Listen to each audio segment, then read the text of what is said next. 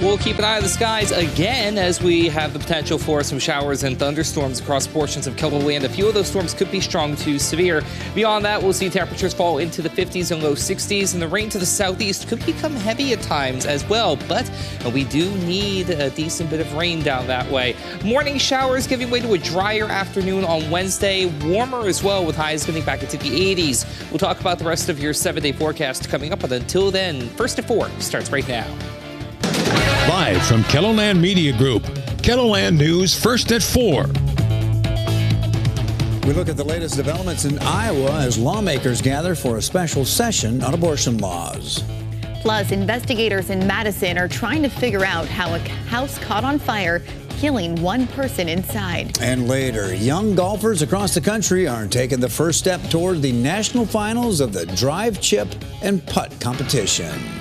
Good afternoon, and thanks for tuning in to First at 4. I'm Don Jorgensen. And I'm Bridget Bennett. It's been a long day at the Iowa Capitol as lawmakers hear testimony from people who both oppose and support stricter laws on abortion. Lawmakers gavelled in this morning for a special session to enact a fetal heartbeat bill.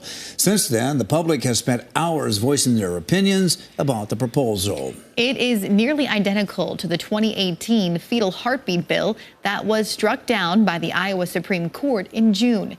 If passed, the bill would ban abortion after fetal cardiac activity can be detected, which is around 6 weeks of pregnancy. We talk about women's rights, but we don't want to give those rights to girls in the womb. But the truth is, abortion harms women, kills unborn children, and has created a society that devalues human life. Anti-choice politicians in Iowa have inflicted an unspeakable amount of pain and trauma into my life, invading my privacy and inserting themselves into my medical history. I'm tired of being a political pawn with my mental health and reproductive decisions up for speculation and debate. On top of the public testimony, there have also been demonstrators inside the Iowa Capitol. The hearings are still going on at this hour. We're going to bring you updates once lawmakers vote on the bill.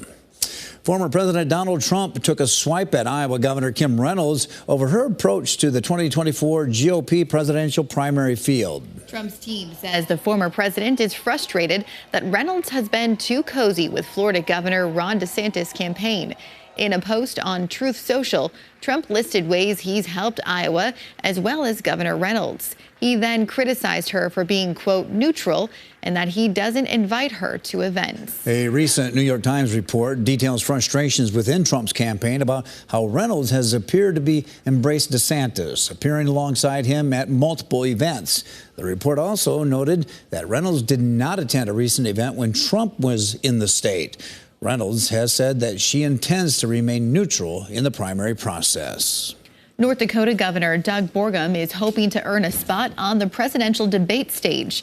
He only has 1 month to find 40,000 campaign donors and register at least 1% in a national poll to qualify for the presidential debate. The debate candidates must also sign a pledge promising to support the eventual GOP nominee. Milwaukee's presidential debate happens on August 23rd.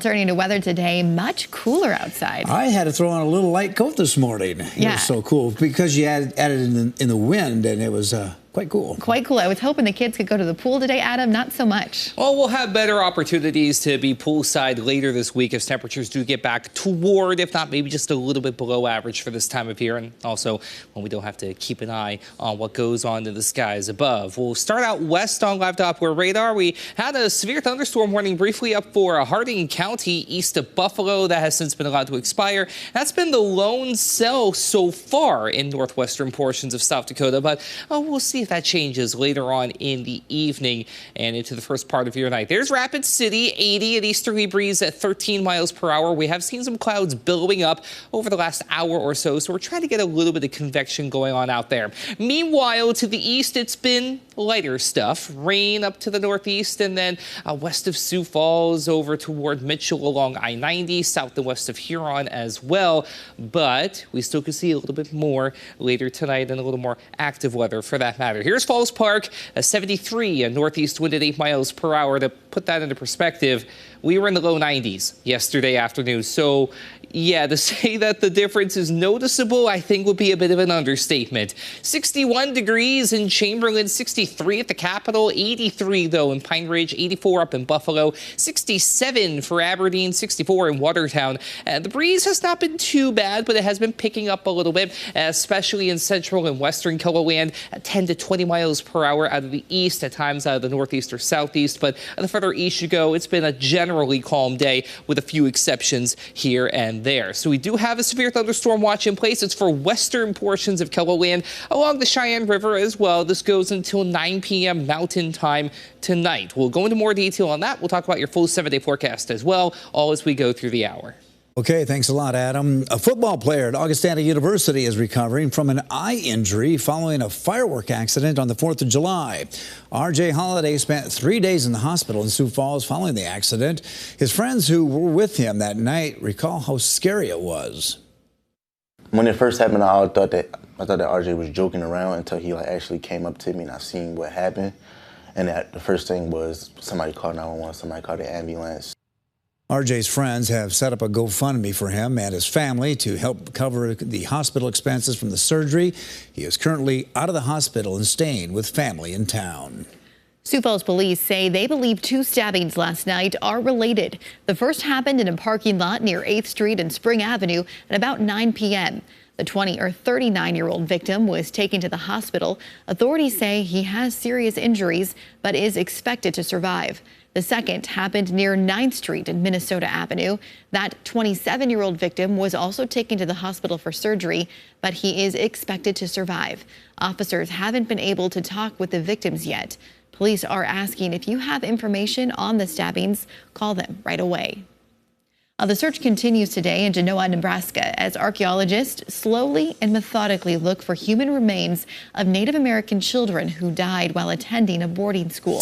From 1884 to 1934, the Genoa Indian School was one of many schools in the government's Indian boarding school program. It housed up to 600 Native American children at any given time.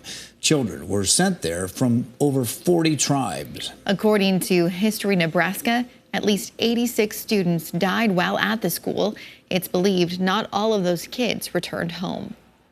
It was basically to kill the Indian in us, taking our language, taking our culture, taking our hair, and besides just those atrocities, there was multiple abuses at these boarding schools.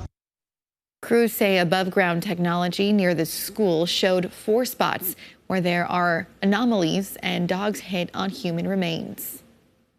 Those anomalies look grave-like, and so it's kind of piqued our interest that we're in the right kind of area where the cemetery may have been. The dig crew plans to be at the site all week in hopes of finding some answers.